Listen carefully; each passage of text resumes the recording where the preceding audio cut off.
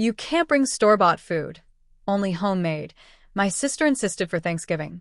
I work 60-hour weeks. Those are the rules. So I stayed home. At 8 p.m., Dad texted. Where's the turkey? You were supposed to bring it, I answered. I thought store-bought wasn't allowed. When they finally realized I'd been given the main course, can you imagine getting a text from your dad on Thanksgiving night saying, where's the turkey? You were supposed to bring it. My blood ran cold because just weeks before, my sister had laid down the law in the family chat. No store-bought food, only homemade. Those are the rules. What happens when your family expects you to break their own rules, but only when it suits them? Hey everyone, I'm Mark. I'm 36, a doctor in the Midwest, and yeah, I'm the oldest child. The responsible one. The one who, apparently, was also the designated Thanksgiving turkey mule, at least according to my sister. I'm telling you this now because my mom has already started dropping hints about fixing things for next year, about us all coming back together as a family. And I'm finally realizing I'm just not interested in going back to a version of together where my time is disposable and my boundaries are optional. My day-to-day life? It's pretty intense. Coffee in the car, 20 minutes of traffic, and then a waiting room full of people who didn't think it was urgent until they couldn't breathe. I'm juggling clinic visits, endless charting under unforgiving fluorescent lights, and constantly being the person nurses grab when someone's blood pressure looks terrifying. My phone buzzes nonstop with patient portal messages. Hey doc, is this rash normal? Can I drink on this medication? You know the drill. But then there's my other job. My unofficial, unpaid, second job. Being my family's personal healthcare hotline and general life support system. My parents had me young. I'm 36, my sister Jenna's 32. We grew up in a small house, dinner at the table every night. Family time was non-negotiable. Jenna, she's always been the artistic one. Married her college boyfriend, Tyler. She's a stay-at-home mom with 2 kids, and her Instagram looks like Pinterest threw up Thanksgiving decor all over her life. In my parents' eyes, she's so creative, so busy with the kids, such a natural hostess. And me? I'm the one who moved out, went to med school, took on 6 figures of debt, and now I make good money. At least, that's what everyone thinks who doesn't see my student loan statements. In our family shorthand, it's always been, Mark can handle it. That covers everything, driving my parents to appointments, paying the entire grocery bill because you earn more. This dynamic didn't just pop up overnight, you know? It built up over years, in 1,000 tiny scenes. 5 years ago, when Dad had his heart attack. He ignored his chest pain for 3 hours because he didn't want to bother anyone until Mom called me in a panic. I was still in my white coat, closed my laptop, told the medical assistant to clear my afternoon, and drove way too fast to get them to the ER. I stood by his bed, translating medical jargon, arguing gently but firmly when a resident tried to discharge him too soon. I slept in a plastic visitor chair, jumping at every monitor beep. When he was stable, Mom hugged me and said, "What would we do without you?" Then she turned to Jenna and said, "You're such a trooper, honey, keeping the kids calm through all of this." Later, when they wanted to update their wills, who did they ask to look over the paperwork? Not a lawyer, not an estate planner. Me. Because you're a doctor, Mark, you know about this stuff. I told them, I am not a lawyer. Suggested they get actual legal advice. They just nodded, ignored me, then forwarded me the drafts anyway, asking, "Does this look okay?" I ended up spending a Saturday afternoon sifting through legalese, making a bullet list of things they should ask an actual attorney. Their thanks? Jenna sat with us for hours going through our options. She really stepped up. Holidays? They had their own pattern. Jenna loved to host, in theory, but the execution? That usually landed on me. One Thanksgiving, 3 years ago, I was on call until 6 a.m. for hospital admissions. Grabbed 2 hours of sleep, then drove an hour to my parents' house with 3 pies I'd paid for at a bakery. There was no universe where I was hand-making anything after that night. I walked in, exhausted, smelling faintly of hospital sanitizer, and Mom hugged me. "Thank goodness you're here. Can you run back out and grab drinks?" Jenna forgot the sparkling cider, and there's no ice either. I just turned around and went right back out. At dinner, Mom kept telling everyone how Jenna put this whole thing together, while Jenna just vaguely gestured at the table and said it was a team effort. The team was, in practice, me, my credit card, and a grocery store rotisserie chicken emergency I handled while she arranged decorative gourds. Money, too, somehow always became my responsibility. When Jenna and Tyler wanted to buy their house, my parents called me. "We're thinking about helping them with a down payment," Dad said, his voice carefully casual. "You know how hard it is for young families these days." At that point, I was 32, living in a small apartment with hand-me-down furniture, working 60-plus hours a week, and sending a significant chunk of my paycheck into the black hole of med school debt. But in their minds, Jenna and Tyler were the young family, and I was the financially secure bachelor with endless resources. They didn't actually ask for money that time. They just asked me to look over their numbers and make sure it makes sense. I pointed out their retirement savings were thin. I suggested they help a little, but not so much it endangered their own stability. Mom just frowned and said, "It's different for you, Mark. You don't have a family to support."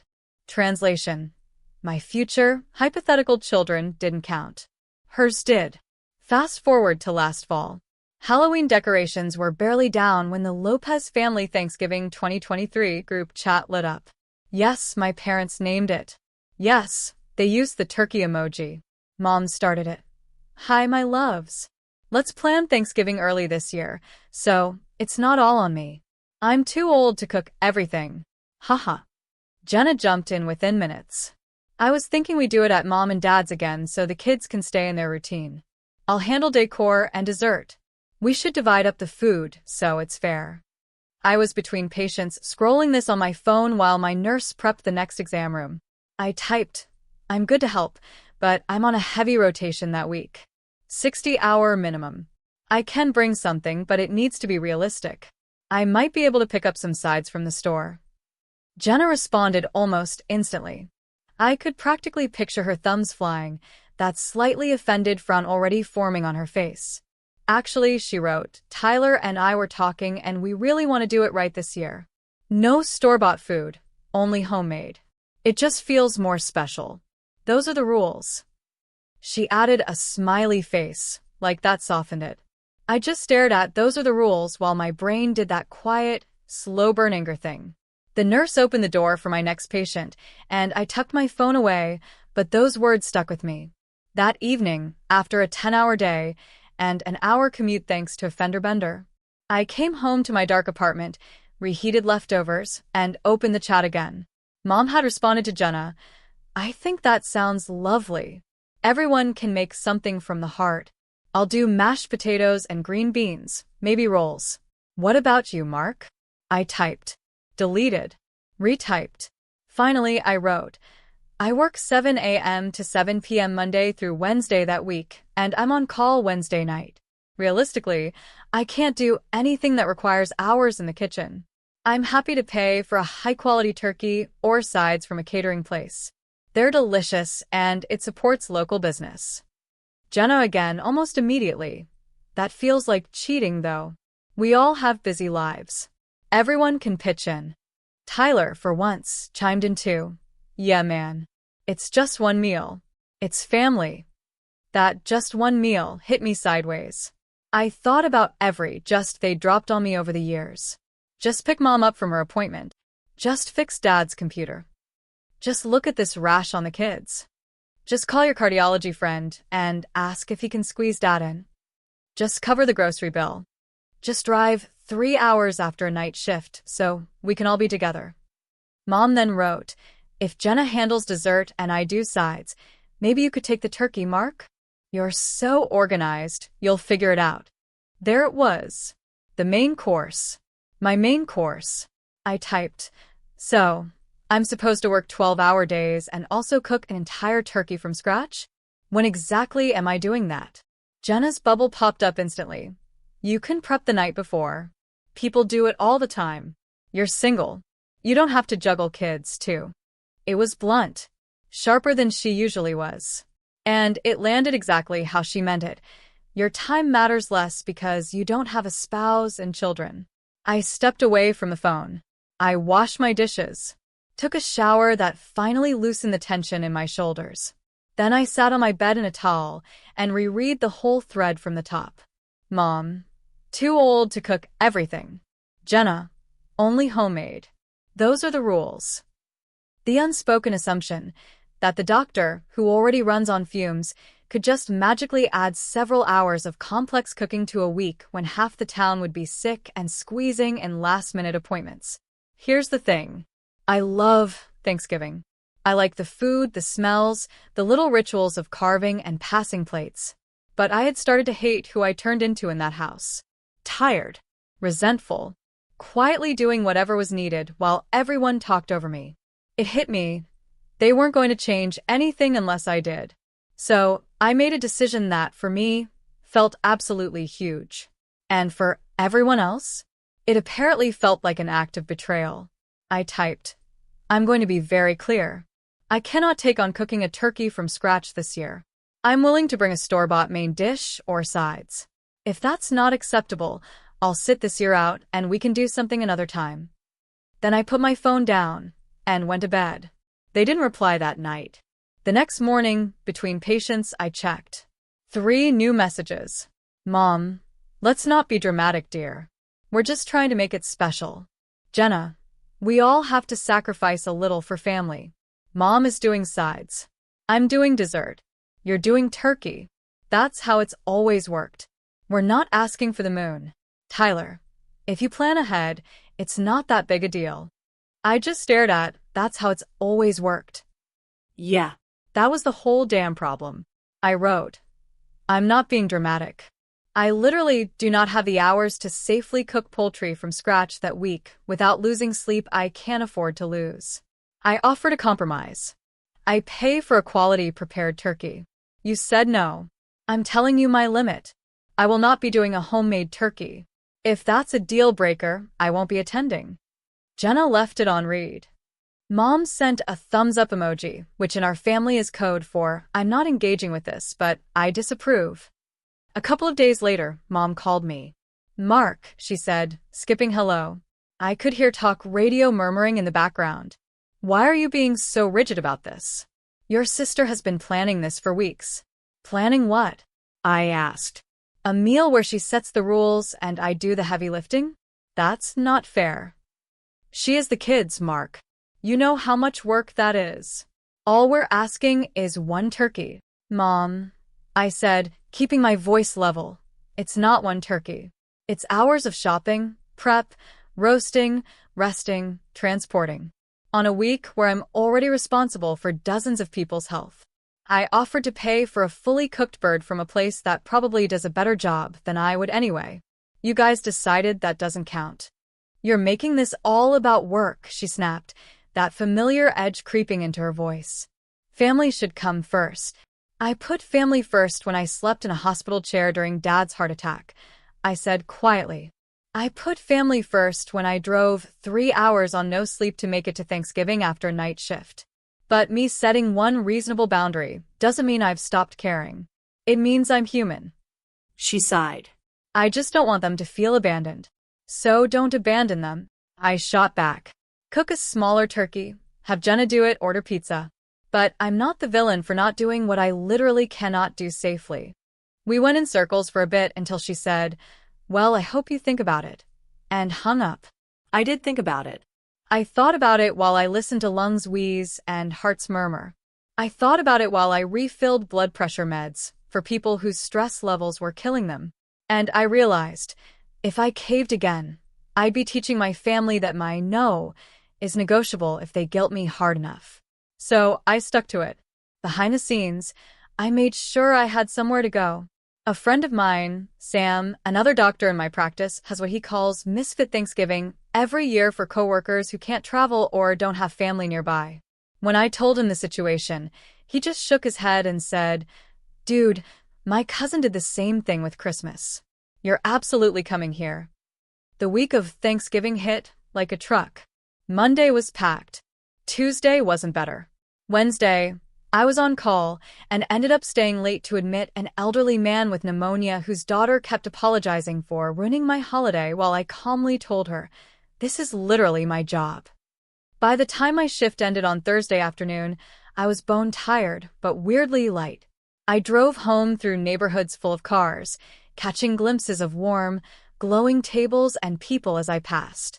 I microwaved my chili, pulled on sweatpants, and texted Sam, "Be there in an hour." Then I checked the family group chat. Mom had sent a few cheerful messages that morning.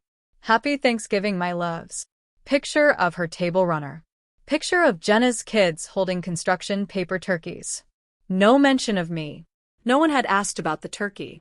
No one had said, "So, what's the plan?" They either assumed I'd caved, or somehow the universe would just provide a bird. At 7 p.m., my phone rang. Mom. I let it go to voicemail. I was halfway through packing up the containers I'd promised to bring to Sam's, store-bought pumpkin pie, and a bag of salad. Zero guilt.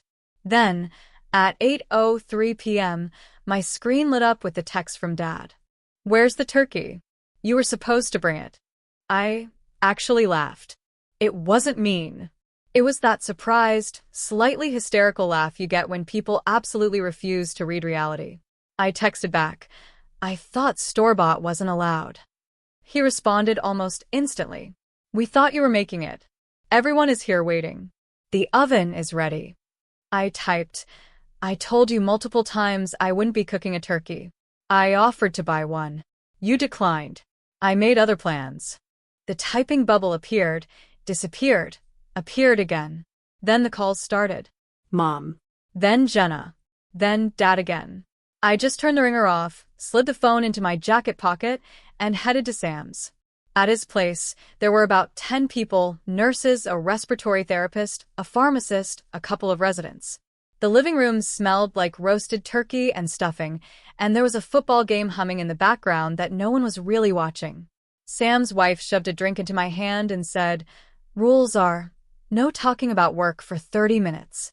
After that, you can trauma dump all you want." It wasn't until after dessert, when the conversation had shifted to ridiculous patient stories and travel disasters, that I checked my phone again. A wall of messages waited for me. "Mom, I cannot believe you would do this to us. We have no main dish. Everyone is disappointed. Jenna, the kids are crying because there's no turkey. Are you happy? You ruined Thanksgiving over some principle." Tyler, not cool, man. You could have at least given us a heads up you were serious. Even a couple of extended family members had chimed in. Aunt Linda, what's going on over there? Your mom seems upset. Cousin Mike, wow, man. A little extreme, isn't it? I scrolled back up through the chat, just to make sure I hadn't hallucinated writing my boundary. Nope. There it was. Multiple times. I will not be doing a homemade turkey. If that's a deal breaker, I won't be attending. I took screenshots, not to post anywhere, just to have, to remind myself I wasn't losing my mind. Later that night, when I got home to my quiet apartment and the hum of my ancient fridge, I called Dad back.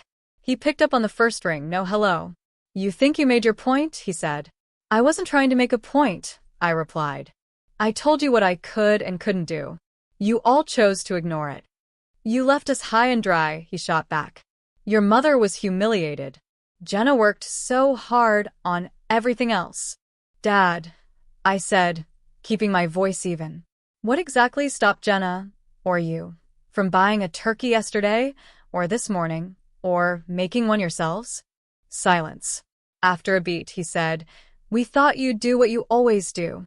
"Exactly," I said. "That's the problem." He sighed, the air whistling slightly through his front teeth. "You know your mother lives for these holidays." "I know," I said. "And I'm not responsible for all the moving parts it takes to make them happen. I have a demanding job."